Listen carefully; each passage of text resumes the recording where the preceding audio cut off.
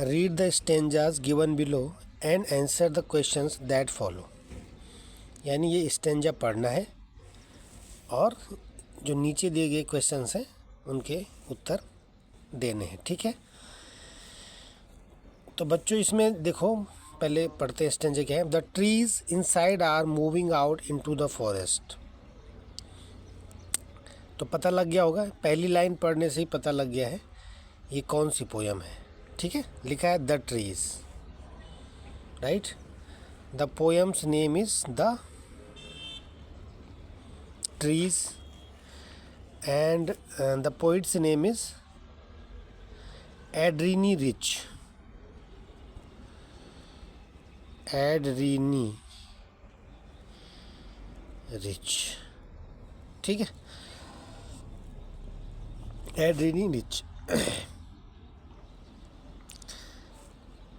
तो ये कह रहा है the trees inside are moving out into the forest. यानी जो पेड़ हैं, वृक्ष हैं, वो इनसाइड अंदर, आर मूविंग मतलब जा रहे हैं, आउट इनटू द फॉरेस्ट। यानी वे वृक्ष जो अभी तक अंदर थे वो अब बाहर वनों में जा रहे हैं। ठीक है, moving out into the forest, वो वनों की ओर जा रहे हैं, जंगलों की ओर जा रहे हैं। The forest that was empty all these days. और वह जंगल जो इतने दिनों से खाली था, ऑल दीज डेज में इन दिनों जो जंगल खाली था।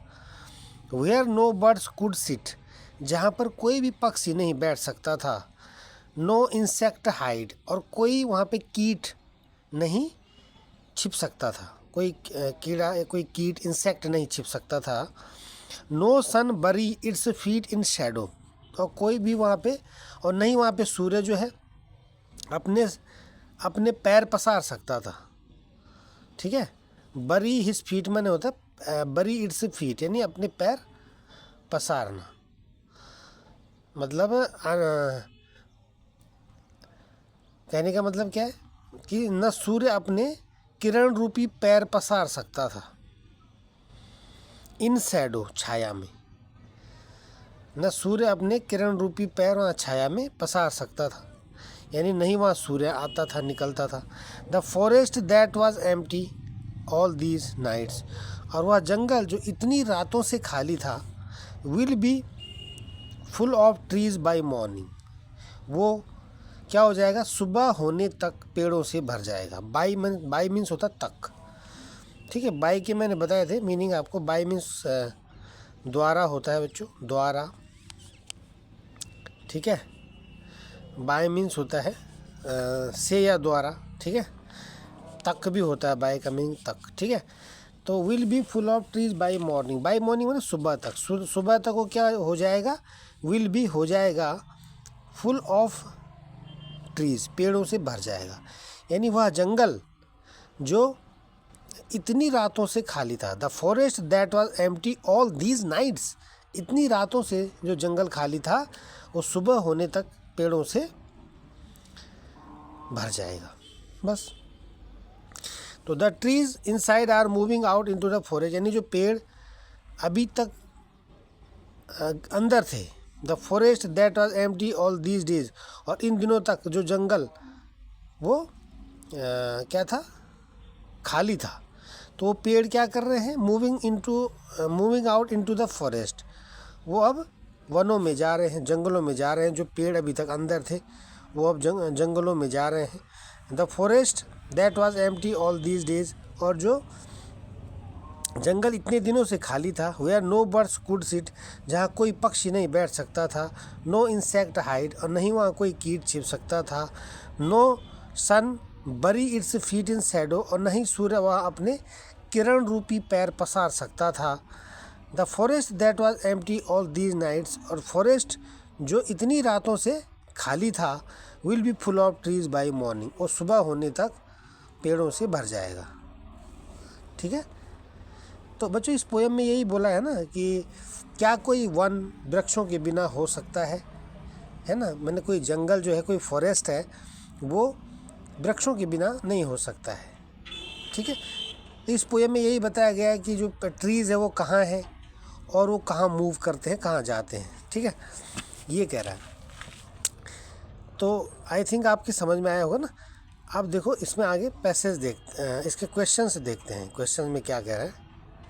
ठीक है, क्वेश्चन में क्या है, फर्स्ट क्वेश्चन क्या है, what is the name of the poet of the poem. आ गया, कविता में पोइट का नाम बताना, कवि का नाम बताना है। ठीक है, तो आप क्या लिखोगे, द नेम, यहाँ से the name of the poet of the poem is, ये इज़ यहाँ आ जाएगा। ठीक है, the name of the poet of the poem is क्या, Adrienne, RIENNE,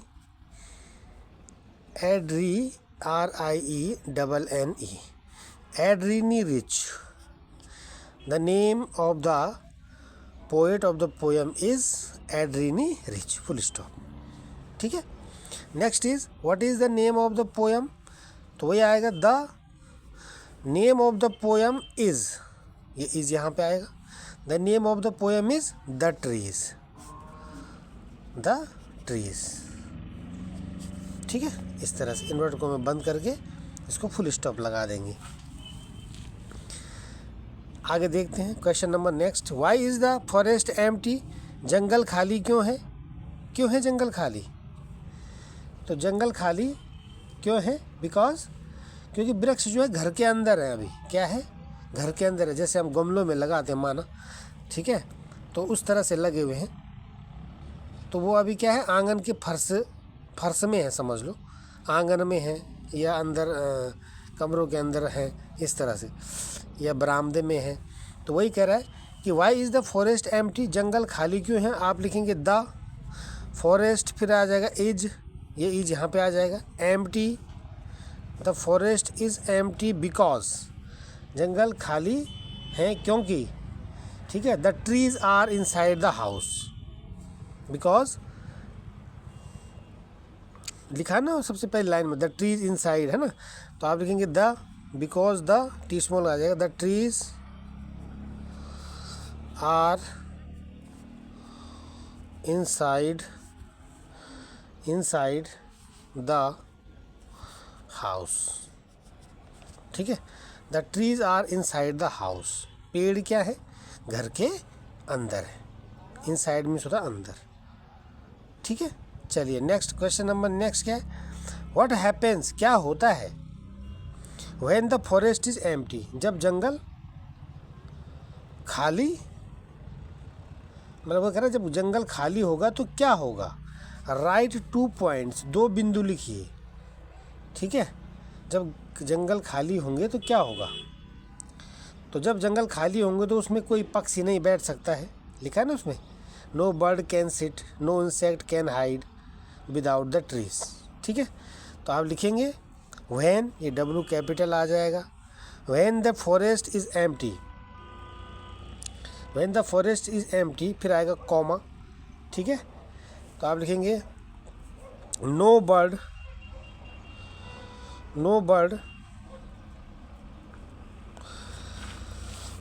can sit, no bird can sit, ना तो कोई बर्ड वहाँ पे बैठ सकता है, comma, no insect can hide,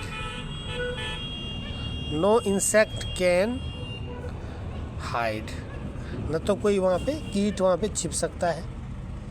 ठीक है, कहाँ पे, विदाउट द ट्रीज, पेड़ों के बिना ना तो कोई पक्षी बैठ सकता है और न ही कोई कीट वहाँ पे छिप सकता है। ठीक है, इस तरह से इसका आंसर आ जाएगा, है ना। तो when the forest is empty, जब फॉरेस्ट खाली होंगे, है ना, यानी जब वन खाली होंगे। तो लिखा भी है वहाँ पे, where no bird could sit, वहाँ पे कोई पक्षी नहीं बैठ सकता, नो इंसेक्ट हाइड। ठीक है, इसमें आया है ना ये वाला, देखो, where no bird could sit, जहाँ कोई पक्षी नहीं बैठ सकता है, नो इंसेक्ट हाइड, और नहीं कोई इंसेक्ट छिप सकता है, नो सन बरी इट्स फीट इन शैडो, और नहीं वहाँ शैडो में सन अपने पैर पसार सकता है, इस तरह से। तो ये भी लिख सकते हैं आप वहाँ पे, ये वाली लाइन है। ठीक है, बस सिंपल हो गया। ठीक है, तो इसको आप कर लेंगे अच्छे से। ओके, चलिए इतना ही रखते हैं इसमें। Thank you.